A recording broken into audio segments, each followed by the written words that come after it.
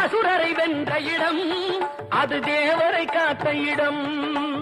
ஆவணி மாசையிலும் வரும் ஐப்பசி திங்களிலும் அன்பர் திருநாள் காணும் இடம், அன்பர் திருநாள் காணும் இடம். அசுரரை வென்ற இடம் அது தேவரை காத்த இடம். ஆவணி மாசையிலும் வரும் ஐப்பசி திங்களிலும் அன்பர் திருநாள் காணும் இடம், அன்பர் திருநாள் காணும் இடம். திருச்செந்தூரின் கடலோரத்தில் செந்தில்நாதன் அரசாங்கம் தேடி தேடி வருவோர்க்கெல்லாம் தினமும் கூடும் தெய்வாம்சம்.